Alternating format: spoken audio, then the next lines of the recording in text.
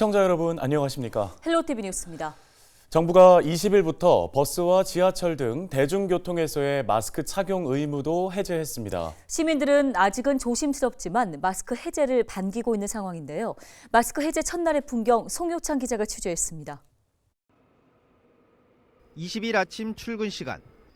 정부의 마스크 해제 결정에도 지하철과 버스 승강장 이용객들 대부분이 여전히 마스크를 쓰고 있었습니다. 오히려 벗고 있는 사람을 찾는 게 더 어려울 정도입니다. 더욱이 최근 미세먼지까지 심해지면서 마스크를 착용한 사람들이 많았습니다. 그래도 이번 정부의 결정에 대해 홀가분하다는 반응이 큽니다. 이제 많이 안정도 됐고 이제 다른 나라도 마스크 해제하는 나라도 많은데 이제는 좀 벗을 때가 됐다고 생각해요. 저는 벗을 것 같아요. 너무 답답했었어가지고. 근데 대중교통은 아직까지 조금 감기나 이런 문제 때문에 당분간은 쓰고 다닐 것 같은데 조금 날이 좀 더 풀리거나 또 온도가 올라가면 답답해서 더 벗을 것 같아요. 반면 아직은 벗는 게 어색하다는 목소리도 있습니다. 말 그대로 시기상조란 것입니다. 저는 아직은 마스크 해제는 좀 이르다고 생각을 해서 그냥 제 주변은 다 쓰고 다닌다 그래가지고 저는 그냥 권고까지는 아니고 그냥 편한 대로. 정부는 20일 0시부터 버스와 지하철 등 대중교통 마스크 착용 의무를 해제했습니다. 지난 1월 30일 식당과 카페, 사무실과 학교 등 1차 다중이용시설 마스크 해제에 이은 2차 탈마스크 조치입니다. 대중교통 마스크 착용 의무 해제는 마스크 착용 의무가 생긴 지난 2020년 10월 이후 2년 5개월 만입니다. 방역당국은 실내 마스크 의무 해제 이후 한 달 반이 지난 시점에서 코로나19 유행이 감소세가 지속되고 자율적인 마스크 착용이 이루어지고 있는 점을 고려해 대중교통에서의 마스크 착용 의무도 풀기로 한 것입니다. 특히 지난 1월 실내 마스크 의무 해제 이후 일평균 확진자 수는 37.5%, 위중증 환자 수는 54.6% 감소한 것으로 분석됐습니다. 이외에도 마트 역산의 약국에서의 마스크 착용 의무도 해제됐습니다. 다만 출퇴근 시간대 등 혼잡 시간에 대중교통을 이용할 경우에는 마스크 착용을 권고했습니다. 마스크 착용이 호흡기 감염병을 막는 가장 효율적인 방법이기 때문입니다. 특정한 상황에서 본인의 건강 상태에 대한 고려, 그리고 고위험군에 해당하는 분들은 여전히 사람들이 많이 모이는 곳에서 마스크 착용을 강하게 권고를 하는 그런 상황이라고 이해를 하셔야 될 것 같습니다. 병원 등 의료기관과 일반 약국, 요양병원 등 감염 취약시설의 경우에는 마스크 착용 의무가 유지됩니다. 감염 취약시설의 경우 마스크 자율화의 이점보다는 코로나19 바이러스 노출에 따른 위험이 더 크다고 분석했기 때문입니다. 정부는 남은 마스크 착용 의무와 확진자 7일 격리 조정 등을 포함한 일상회복 로드맵을 검토해 이달 말 발표할 계획입니다. 헬로티비 뉴스 송유창입니다. 7호선 부천 구간 연장 운영을 놓고 부천시와 의견 차이를 보였던 인천교통공사가 조정 협약을 통해 7호선 부천 구간의 운영을 계속하기로 했습니다. 일단 7호선 부천 구간 운영 중단 걱정은 덜게 된 상황인데요. 하지만 두 기관의 입장 차이는 여전히 남아 있습니다. 이관성 기자입니다. 7호선 부천 구간 철도 면허 기간 만료 2주를 앞두고 위탁기관인 부천시와 수탁기관인 인천교통공사가 결국 연장 운영에 합의했습니다. 조정협약안에는 그동안 의견 차이가 있었던 안전인력 증원과 중대재해처벌법 대응이 들어갔습니다. 인천교통공사는 부천시와 7호선 부천 구간 안전 운영에 필요한 인력 46명을 증원하기로 합의했다고 밝혔습니다. 또 안전시설물 확충과 중대재해처벌법 위수탁기관 공동대응, 위탁수수료 현실화에 동의했다고 덧붙였습니다. 관리비와 위탁수수료를 다른 지역 철도 수준인 8%까지 인상하기로 한 데 이어 인천교통공사가 막판까지 요구했던 내용을 부천시가 대부분 수용한 셈입니다. 하지만 양 기관 간 의견 차이는 여전히 남아 있습니다. 부천시는 안전인력 증원의 경우 46명을 늘리는 것이 타당한지 운영 내용을 자세히 검증하는 과정이 남아있고 사고 발생 시 위수탁 기관이 과징금 등을 함께 대응하는 것에 동의하지 않는다는 입장입니다.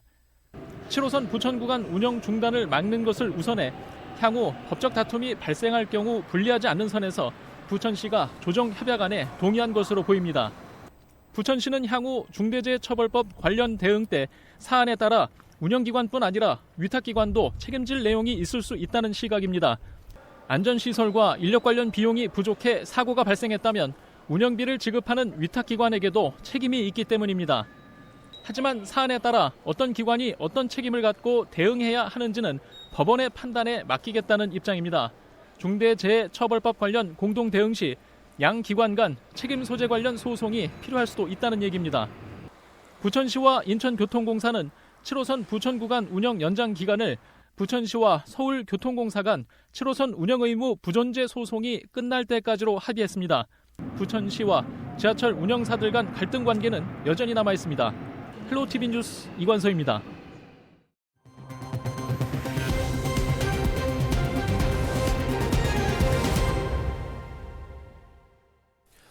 다음 소식입니다. 의정부 시립예술단원들이 저임금에 고통받고 있다며 의정부시에 대책 마련을 촉구했습니다. 단원들은 의료보험도 적용받지 못하고 있다며 의정부시의 책임 있는 답변을 희망했는데요. 네, 의정부시는 예산 문제 때문에 지금 당장 문제 해결은 어렵다는 입장입니다. 이재필 기자입니다. 의정부 시립예술단 노조가 기자회견을 열고 저임금 구조 철폐와 4대 보험 보장을 의정부시에 요구했습니다. 의정부 시립예술단원들은 모두 비상임으로 하루 3시간, 월 10회 근무하고 있습니다. 한 달 평균 임금은 약 92만 원으로 근무 시간이 적어 의료보험도 적용받지 못하고 있습니다. 단원들은 직원 대부분이 택배 등 아르바이트를 병행하고 있다며 의정부시가 법정 문화도시 타이틀을 획득했지만 정작 지역 문화예술 노동자들의 처우는 처참한 수준이라고 강조했습니다. 대한민국 직장인이라면 누구나 당연하다고 여기는 4대 보험도 적용받지 못하고 있다. 모든 것을 돈으로 환산할 수는 없겠지만 법정 문화도시 의정부시를 대표하는 문화예술 노동자의 처우가 이러한 수준이라는 것은 화려한 수식어 뒤에 감춰진 차가운 민낯이다. 단원들은 주 15시간 이상 근무를 바탕으로 한 상임 전환을 요구하고 있습니다. 이럴 경우 월 60시간 이상 근무를 충족해 자연스럽게 의료보험 적용도 받을 수 있습니다. 노조는 이 같은 요구사항을 바탕으로 의정부시와 단체 교섭을 진행해왔습니다. 하지만 현재까지 의정부시와 합의를 이루지 못했습니다. 의정부시 관계자는 단원들의 요구를 수용할 경우 약 15억 원의 추가 예산이 필요한데 지금 당장 이 정도 예산을 준비하기는 어렵다며 단원들의 근무 시간은 점진적으로 확대해 나갈 방침이라고 밝혔습니다. 노조는 이와 관련해 경기지방노동위원회에 노동쟁의행위 조정 신청을 한 상황입니다. 의정부시는 노조와 논의를 이어가는 한편 진호위의 조정도 함께 대응한다는 방침입니다. 헬로티비 뉴스 이재필입니다. 다음 소식입니다. 김포시의회 임시회가 파행을 거듭하고 있습니다. 당초 집행부의 자료 제출 지연으로 빚어진 본회의 중단 사태가 여야 갈등으로까지 번지면서 봉합되지 않는 모습인데요. 네, 이 소식을 취재 중인 기자 화상으로 연결해 보겠습니다. 이세진 기자가 연결돼 있습니다. 자, 이 기자, 본회의는 아직도 지금 열리지 못한 상황인 거죠? 정확히 이야기하면 본회의가 열리지 못한 것은 아니고요. 의결 정족수를 채우지 못해 중단을 거듭하고 있는 겁니다. 당초 이번 임시회는 지난 17일까지 일정으로 예정돼 있었는데요. 그런데 본회의가 지연되면서 일정은 불투명해졌습니다. 먼저 20일 오전 다시 열린 본회의 먼저 보고 오시죠. 제223회 김포시의회 임시회 제5차 본회의 개의를 선포합니다.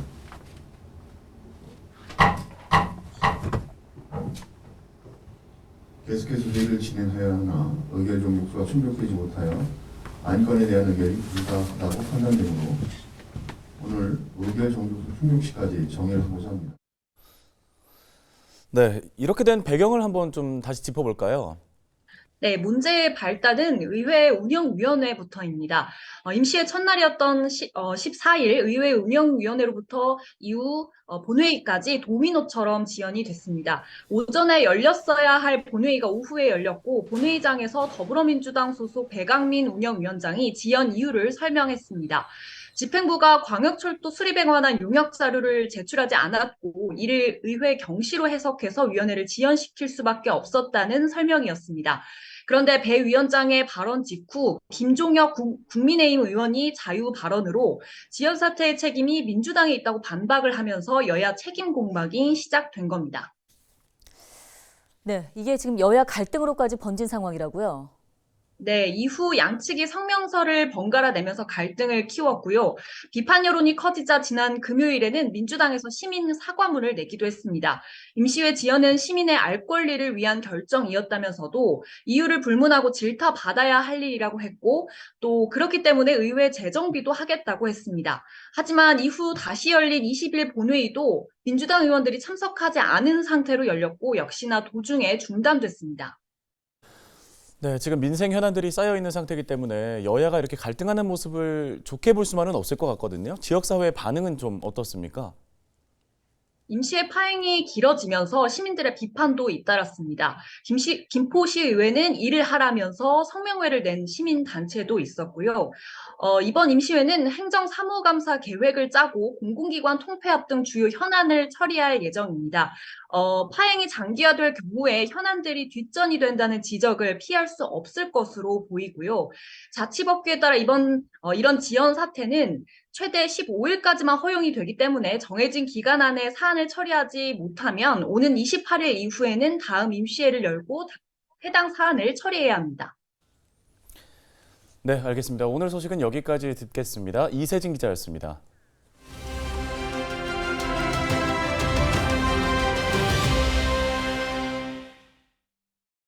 네, 룸카페 들어보셨죠? 밀폐된 공간에 침구류나 TV 등을 설치해놓고 편법으로 운영하는 시설들을 말하는데요. 의정부시가 최근 단속에 나서서 이목이 집중됐습니다. 네, 의정부시 교육청소년과 남진우 주무관이 전화 연결돼 있습니다. 자, 주무관님, 먼저 의정부시가 최근에 의정부 경찰서와 함께 행복로 일대 룸카페 점검에 나섰다고 들었습니다. 광경 합동 단속에 나선 특별한 이유가 있을까요? 네, 최근 사회적 이슈가 된 신변종 룸카페가 밀실된 공간에 침구류나 TV 등을 설치하여 숙박업과 유사하게 운영하면서 청소년들에게도 제공된다는 사례들이 있어 청소년들의 탈선 장소로 이용되지 못하게끔 관련 업소들을 파악하고 이후 점검 및 단속에 나서게 되었습니다.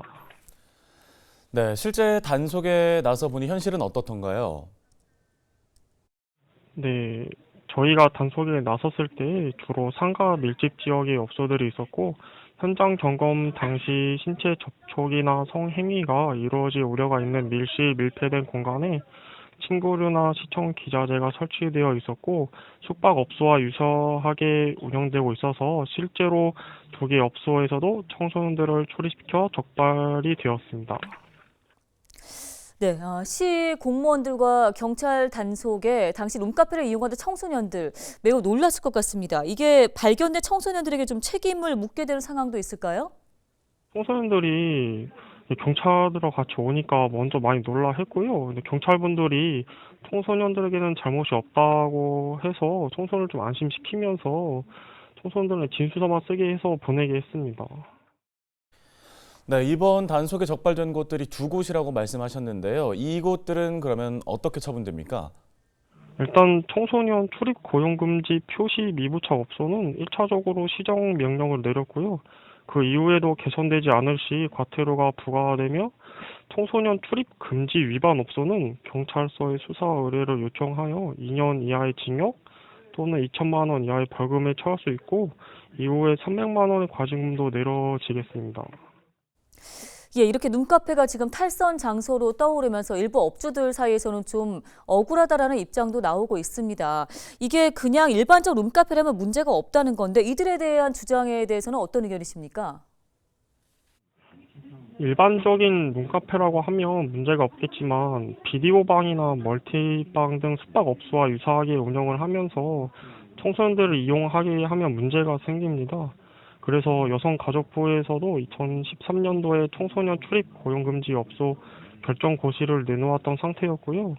논란이 되고 있는 불법 룸카페는 저희 시에서는 1차적으로 계도도 먼저 진행하였고 이후 여성가족부에서 지자체와 경찰로 하여금 합동 단속을 요청해서 2차 점검 때는 업소들을 단속하게 되었습니다.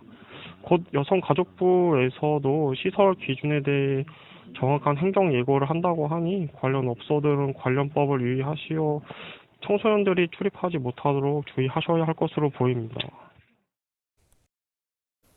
네, 알겠습니다. 오늘 말씀은 여기까지 듣겠습니다. 의정부시 교육청소년과 남진호 주무관이었습니다.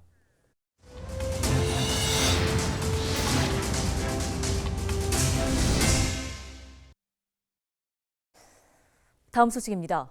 김포 지역구 국회의원들이 대도시권 광역교통위원장과 만나 5호선 연장을 위한 역할을 제대로 해달라고 촉구했습니다.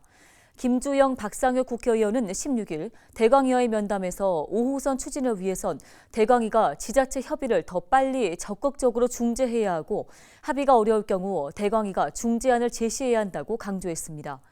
이에 이성애 대광위원장은 2차 실무 태스크포스에서는 대광위가 중재 역할을 하겠다고 답변했습니다.